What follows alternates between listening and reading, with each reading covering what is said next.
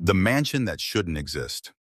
In the dead of winter, December 1992, five college friends, Jake, Ryan, Emily, Sarah, and Olivia, set off for a weekend road trip into the quiet wilderness of Oregon.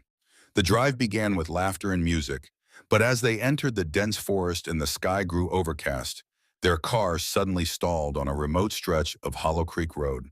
With the temperature dropping and rain starting to fall, they searched for shelter. That's when they saw it, an enormous Victorian-era mansion tucked between tall pine trees, glowing faintly through the fog as if waiting for them. They knocked on the heavy door, and after a pause, a pale woman in her late 40s appeared, dressed in an antique gown that looked centuries old. She welcomed them in, offering warm soup, firelight, and vintage guest rooms. The house was beautifully preserved, yet everything from the decor to the eerie portraits seemed like it belonged to another time.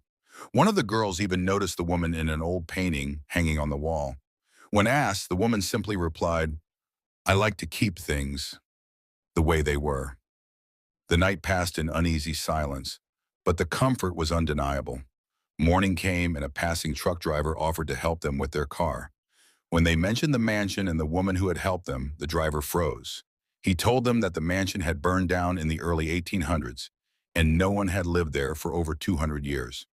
Thinking he was mistaken, they returned to the place and were horrified to find nothing but a crumbling ruin, swallowed by weeds and time. Inside the collapsed foyer, they discovered a photograph beneath the debris. It was her, the same woman who had greeted them. The caption read, "Eleanor Whitmore, born 1734, died 1810. The friends stared at each other in disbelief, knowing they had spent the night in a house that shouldn't exist. Thanks for your support. Subscribe to Silent Scream for more stories that should have never been found.